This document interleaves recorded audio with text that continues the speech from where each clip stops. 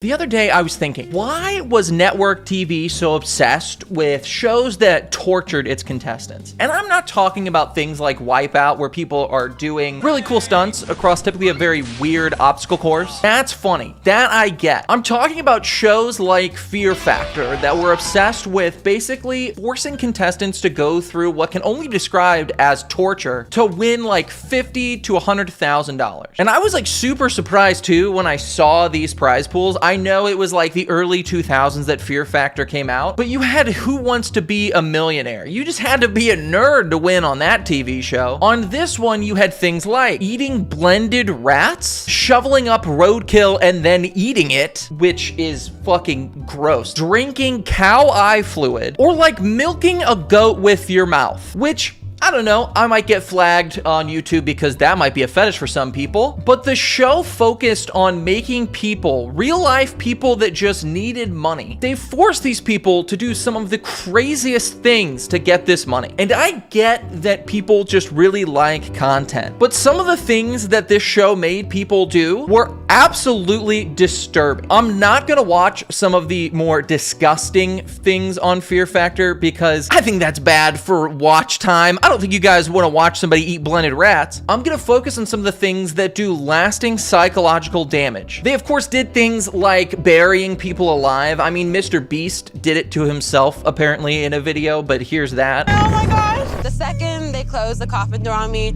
I couldn't think.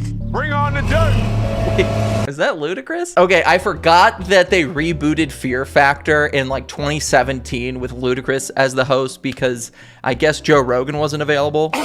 But in this challenge, they buried someone alive and then they made their friend do a series of challenges before being able to dig them out. And they do confirm with the contestants beforehand that these are fears that they have. I mean, I can't imagine somebody's just like chill with getting buried alive, but these are actual phobias people have. As you can see from this person hyperventilating in the coffin. So hard to watch. I can't breathe, Gloria! You know, you can go 3 minutes without air before the brain shuts off. Talk to me, Gloria! Christina! I started getting really frustrated with Christina because I'm losing my breath as well, and I'm... Okay, well, you're losing your breath from doing work. That person is literally suffocating. And it gets much worse. There were challenges where the contestants had to like solve their way out of a puzzle or get buried in cement. Here comes the cement!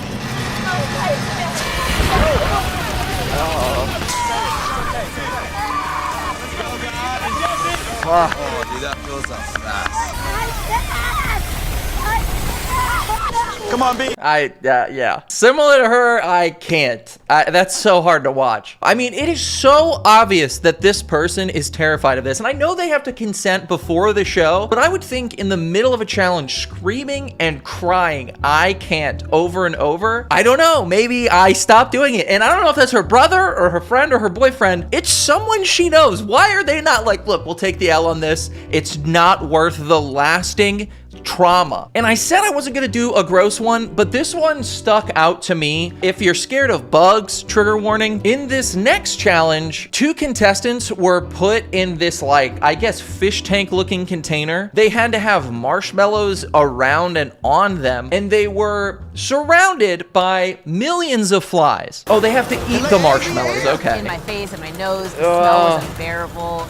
I freaked out. It was like an army of insects trying to attack me, buzzing around my ears. Oh, I can't. That's gonna make me vomit. And look, I understand that this is content, that as crazy as it is, there are people that will watch this. There are people that say, I guess it's the phrase, it's like watching a car crash, you can't look away. I can look away. And I'm not the only one that doesn't find this content to be appealing. Apparently, a person named Austin Aitken tried suing Fear Factor because the stunt was so disgusting that it rose his blood pressure and he like ran into a door. It is true, he did get injured. They did throw out the lawsuit. It's kind of a crazy thing to sue people for, before, but it really hammers home that although this content may be for some other people, it's really not for others. I guess let me know in the comments if these are things that you like to watch, but it's only gonna get worse because there were other shows like Fear Factor that subjected their contestants to cruel forms of punishment. There was another show called Solitary in which multiple contestants were put into these tiny cells, no bed, no windows, no nothing, isolated from the outside world and the time passing itself. They had to complete different challenges that in the very least were physically taxing and almost always were incredibly mentally taxing. Things like seeing how many times you could run around on rocks in this small circle.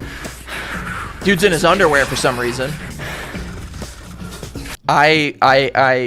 I would blur it out, but I think the 240p quality of early 2000s television does that well enough. You may not think that challenge is that bad, but in the middle of the challenge, they had to switch to removing their shoes. Again, I think a lot of these things may not be too bad for singular moments, but they're awful when in succession. And then there's the whole thought that you have to go back to solitary confinement after this. There's no putting ointment on your feet or taking a little bit of a breather. You're in the middle of a like week-long challenge.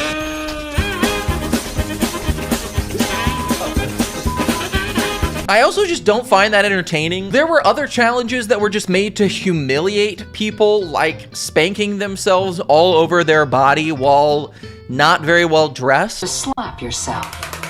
Failure to complete enough slaps will require you to endure a penalty round using the heavy wooden paddle. Holy Christ. cow. If you cannot take the pain, just slap the red button. But if you are the first to tap out, your stay in solitary will be over. This show just makes me want to remember to say please to Alexa.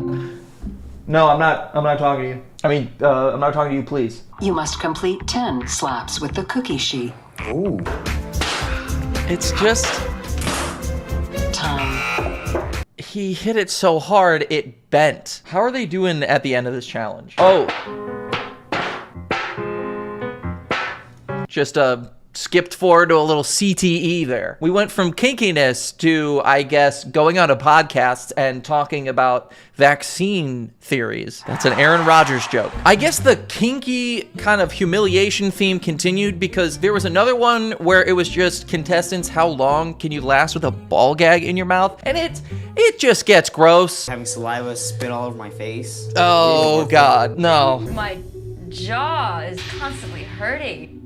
Yeah, I can't. That's just, fuck. This show was successful and did like 4 seasons or something, and it wasn't like canceled because people didn't like watching it or anything. Oh, but I did find a show that was canceled. Apparently, this show took it too far. I don't know where burying people in cement, making them drink goat semen, and forcing them to have ball gags in their mouth for hours isn't too far, but the show was called The Chamber. In The Chamber, you quite literally were put into a torture chamber. It was a small container that had everything from temperature control, so it was either incredibly hot or incredibly cold. It had electric shocks. It simulated earthquakes. It even dropped the oxygen level down to 70%. They had to also answer trivia questions while under these conditions, and every question they answered, they got money. Temperatures inside rise to over 150 degrees Fahrenheit.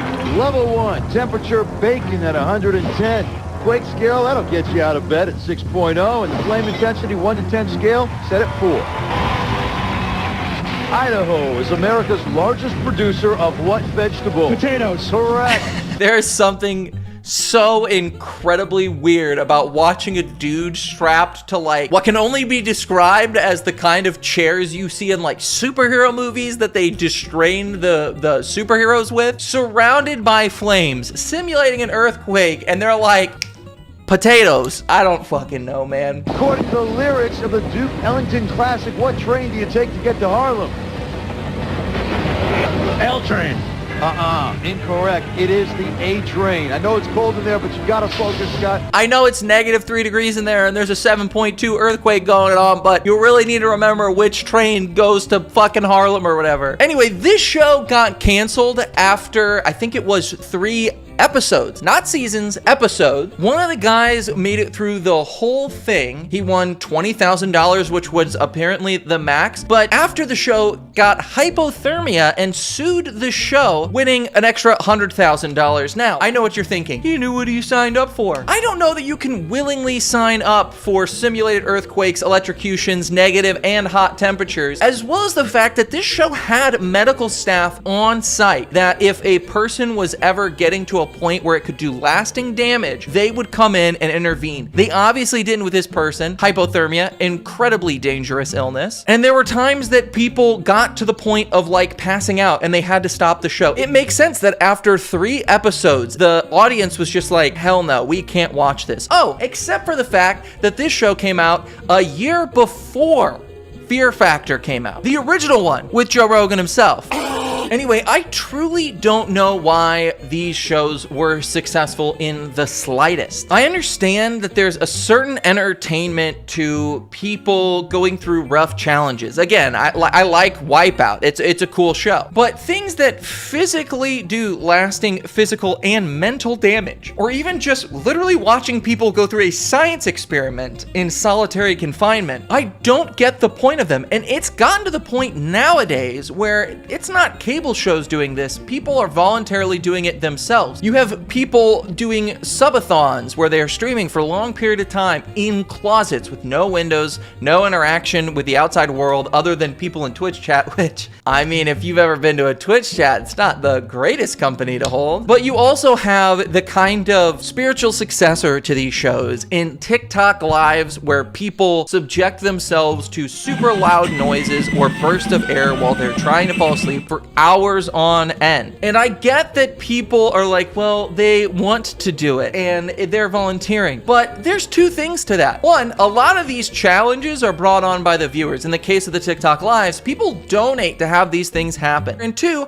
I don't think people can understand what it's like to go through solitary confinement, simulated earthquakes, or prolonged insomnia. And I don't think they would choose to. Upon researching this, I did find that from the show Solitary, one of the contestants in season 2 actually went on to write for the show, and he was the one that came up with that running around in circle on rocks challenges. He claimed that during his time there, he experienced hallucinations. He thought that Val, that creepy Alexa that talks over them and gives them these challenges, was telling him to write the name Jonathan on the wall. Totally normal stuff. But then he also presented to have a little robot that the players could communicate with for a few episodes before taking it away, editing the footage to make it look like they were never there, and having Val gaslight them that they hallucinated the whole time. It's just mind-boggling to me that this is the brain that some people have, that after going through something like this, most of the people will just experience nightmares. You can go through this thread. This guy himself and many others reported experiencing nightmares of their time in solitary. But that there are other people that not only want to then contribute in the form of like writing for the show and giving them ideas, but also just in every day. They're on TikTok live, they're scrolling through, they see something funny, they're watching dog videos, and all of a sudden they're like, I'm gonna fucking keep this guy awake for 13 hours. I don't know, maybe I'm crazy. Maybe this is a boomer opinion and I'm missing some sadistic new trend that the youth has today. Let me know in the comments down below if you think anything you saw in the video went too far, or if I missed anything from Fear Factor that you think I should have mentioned. Oh, like the time that they made these 2 girls drink goat semen and then didn't air the episode because it was just too much. And this is what we'll be serving. Donkey semen. Oh my God. And urine. Oh my God. Oh my goodness. I know what I'm drinking tonight.